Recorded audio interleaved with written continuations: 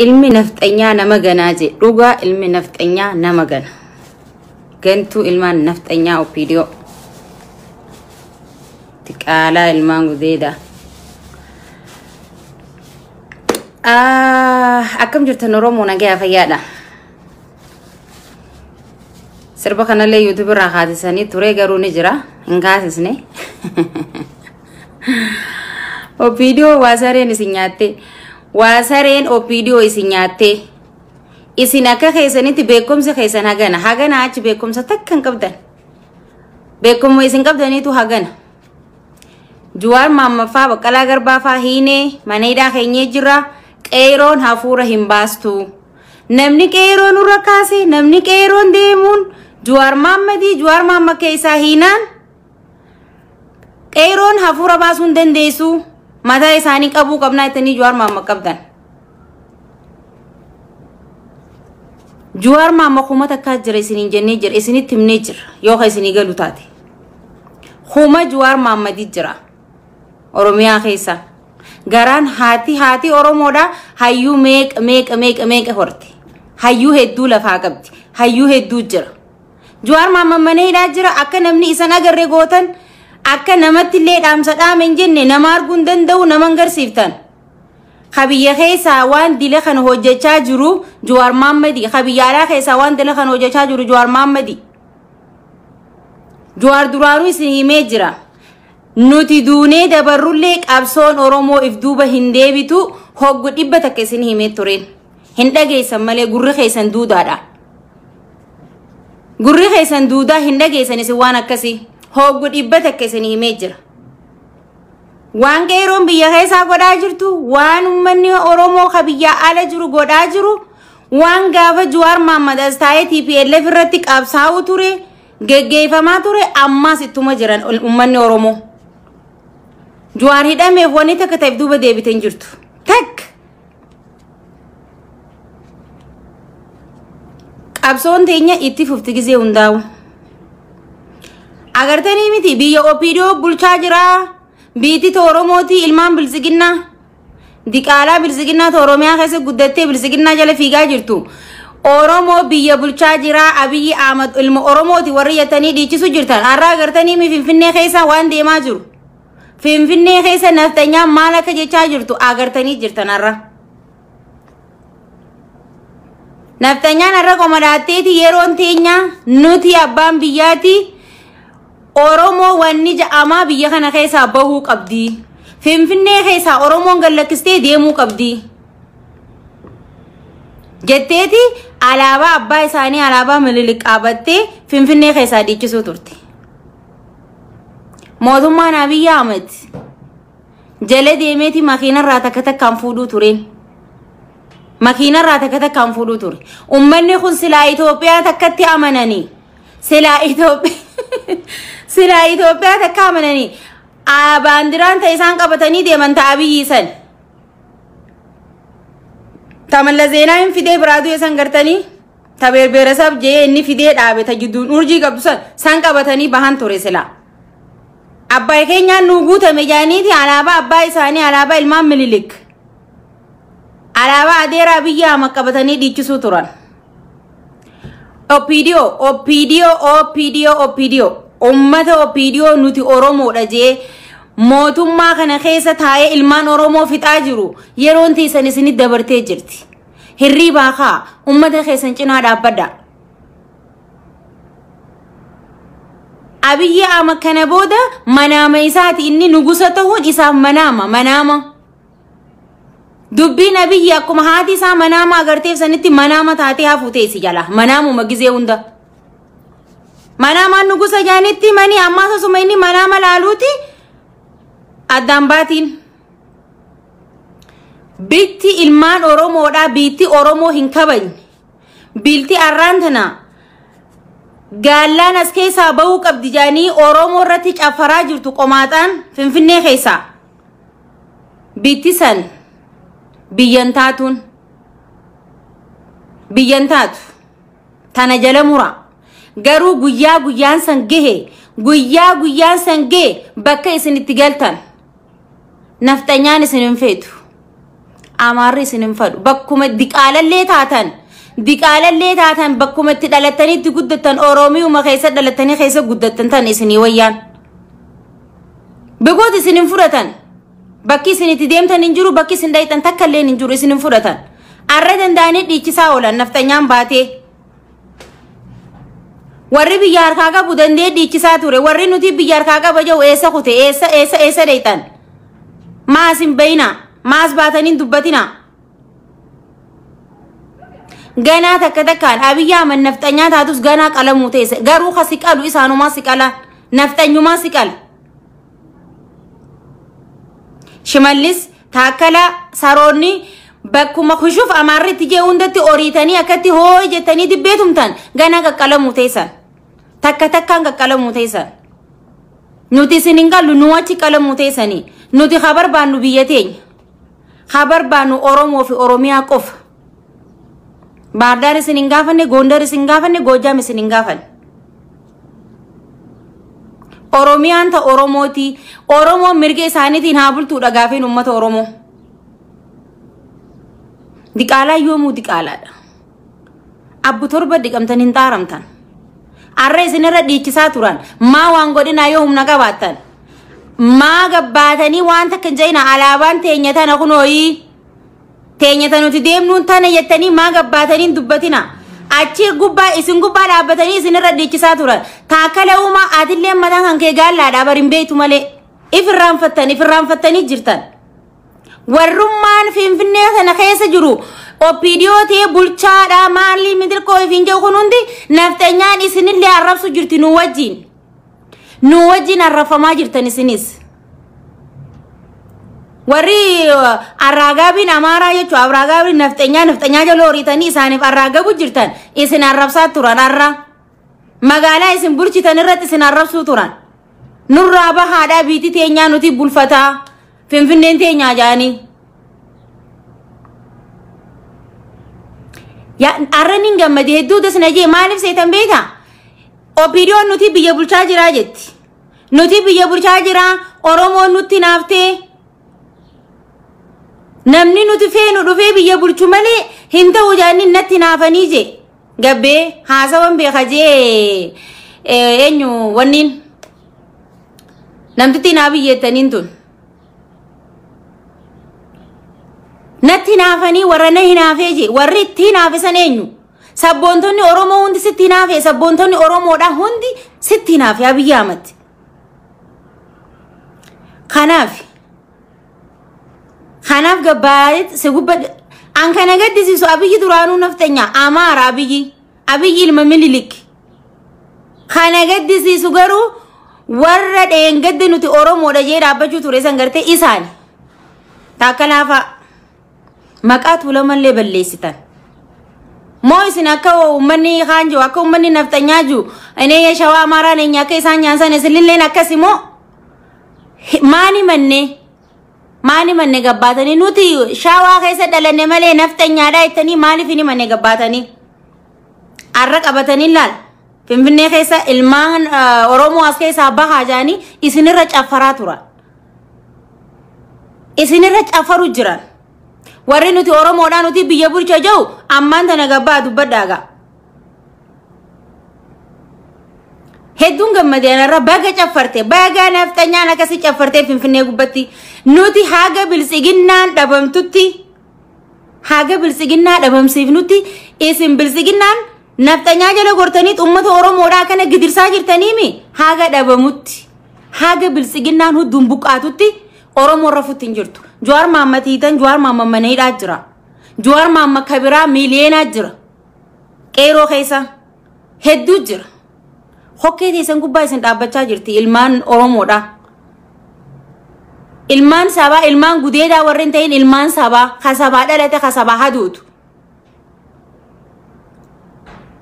shanyiin Taaddee shanyiin Elemoo shanyiin Waaqoo bahaniiti waan godhaa jiran godhu jiran isin biyya keessa deemtanii namuma gaafa Jawaar Mohammad jiru yeroo Jawaar Mohammad hin hidhin dura nama isaa hojii kontaakti qabu Harargee dheexanii hitan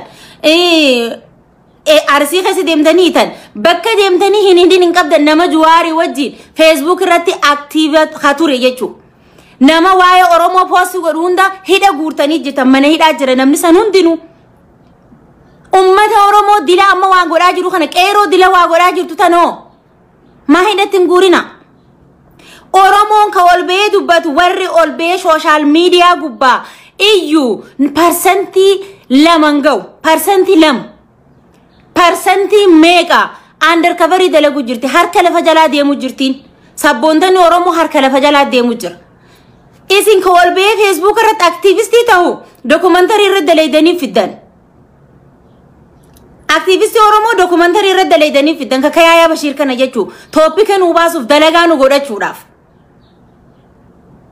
Jawaar Mohaammed taniiti Yahyaa Bashiir irratti documentary dalaydanii Yahyaa Bashiir guraageedhaa jettan. Nuti guraagee miti maaliif Amaaraan taane Yahyaa Bashiir?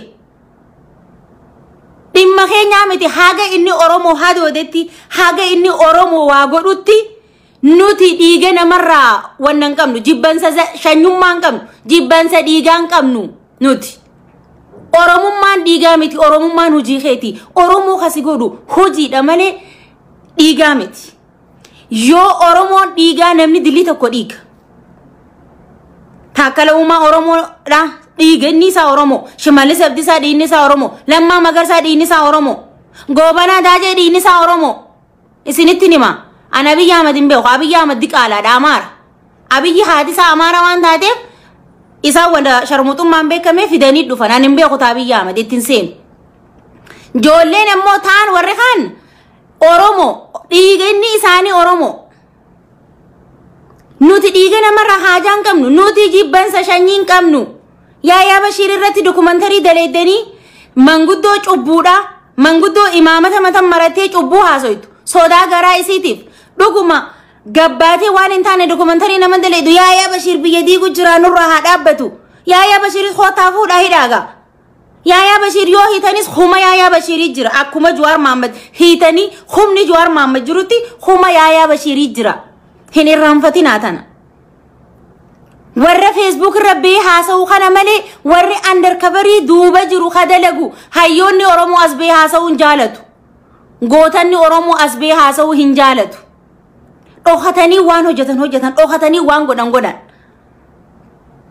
Akka gootota OPDOtti bahanii Facebook irra anaa wajji walqixa warri biyya bulchu warri nutiitu hogganaa biyyaati jiru naa wajji walqixa Facebook irra taa'anii haasawanii bar anaa wajji walqixa inumaan akka isaan Facebook irraa bahanii nama arrabsanitti nuti hin dubbannu cal jenneetuma firaa laalla malee isaan warri biyya bulchu Facebook irra jiran kaabineen akka jirtu Facebook irra teesseeti hafarsiti isin biyya bulchitammoo Facebook control gootan waanni isin gootan takkalleen hin jiru jechu. Yahyaa Bashiir irra documentary dalaydan gaabatii fi elleef Jawaar Mohaammed irra documentary dalaydan. Jawaar Mohaammed irratti gabbaastaniiti dullatti haraartii akka taatu wallaalte anaadha Jawaar Mohaammed jettee haasa'u turte. Arra deebitanii Jawaar Mohaammed itanii osumatti akkasi gaabatii fi elleefis irra dalaydaniiti namni waan san godhe beekadha TPLF miti. Namni gaafa sanis waan san godhe TPLF osoo hin taane ummata abbaa garaa OPDO isaantu waan san godhe. Arras duftanii Yahyaa Bashiir irratti documentary dalaydanii Oromoof dalagaa baastan. Oromoon tasammuun Oromoo bakka isin jirtan tana hin jirtu OPDO. Isin gizee hunda ergomtoota namaa waan taataniif waan ifii keessanii ergachuun beene waan nama qofa namni isin ergatuuf gaafa TPLF isin ergachuu ture gaafa ammaan tanaatis nafxanyaa isin ergachuu jiru. Biraanuu Naggaafaa warra Dhiisabaa eenyu namicha wanni kana narraa himaa. Daani'el Kibrat isaantu isin ergachuu jira. Gizee hunda harqoota namaatu dudda keessan gubbaa jira isin. Harqoota namaa dudda keessan irra kaataniiti isiniin akka wannatti isin oofan luugame isini kaanii. Ummanni Oromoo bakka kana hin jiru bakka kanarraa guddatee jira. Oromoo is very smart people. Oromoon laal wallaalaan akkuma ifi wallaalaa nama sahaajaan. OPDO ifi wallaaltu ummata Oromoo miliyoona 50 tuffattanii ummata Oromoo dile kana irratti caffaruu feetan.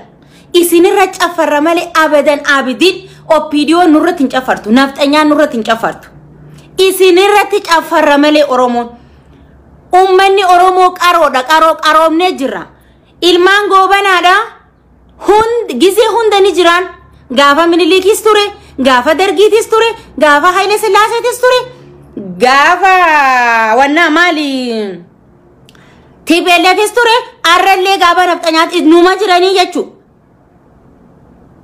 goobanaan gize hunda goobanaadha nuti khabeeku qabdan Oromo topic isiniin baasin opinion gize hunda dalagaa isinii baasti guyyaani maal hawaasa kana topic kannine hawaasa kana burjaajeessina hawaasa kana akkamitti takkummaa isaanii isaan dhorkina tana wanni isaan irra dalagan halkanii guyyaa dhiiroo maaltu hanqate rakkoon teenya maali cinaachi dadhabaan keenya maali ummanni Oromoo maaliif nukkee ummanni Oromoo maal barbaadan maal dhabde jette if keessa deebitee if laaluu dhiisteeti ganamaa galgala as bahanii toopika Oromoo dhaabaasan toopika abaluun Oromoo miti abaluun akkas abaluun Guraage abaluun Tigree nuti Tigree miti maaliif ilmi Minilik arrayo Oromoo hojjeti ana ka khiyyatti diina khiyyaa miti haga Oromoo hojjetutti haga Oromoo jaalatutti ka Oromoo jibbuutu diina khiyya ka Oromoo arrabsuu diina khiyyaan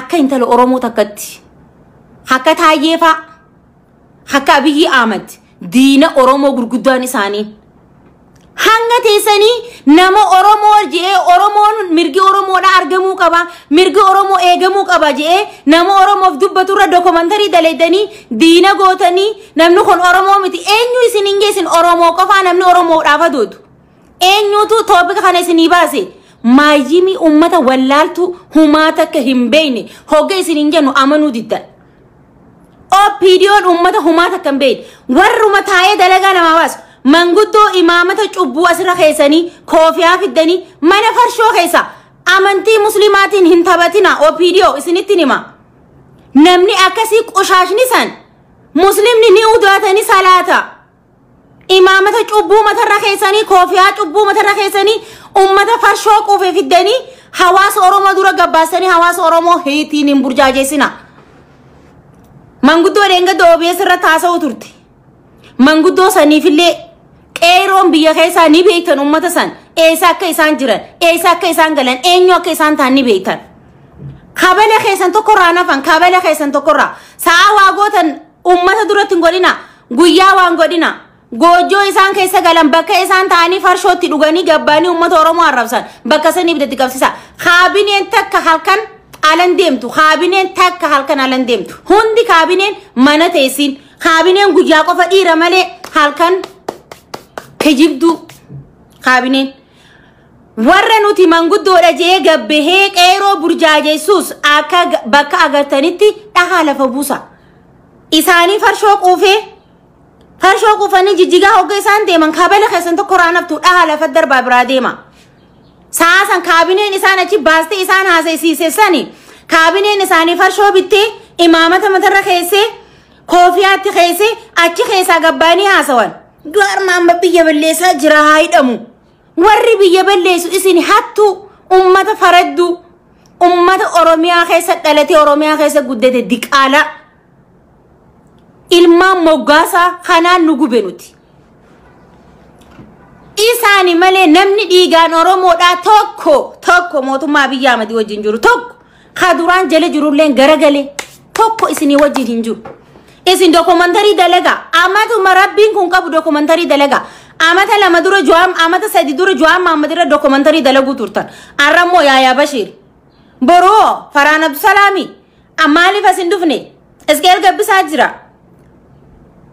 nama hedduu tokko jira jajjaboonni aktivistiin Oromoo doktoroonni Oromoo profeesarri Oromoo humaatamaan jira kana hundarra dokumentari dalagaa qottaaga borumaan nuun jechuu deemtan isaanis Oromoo miti khaanis Gondarii dhufe khaanis Marree dhufe khaanis achi dhufe ettaniiti nu baastan nuti kitaaba keessan isin jara yaanee dubbisna donqoroo ilmaan donqoroo namni kitaaba opidiyoo dubbisun jiru kana booda kitaabni Abiyyiin keessan gooftaan keessan khagabbaasee oo kitaaba inni gabbaasee guyyaa lamatti ibidditti qabate kitaaba Abiyyi Ahmadi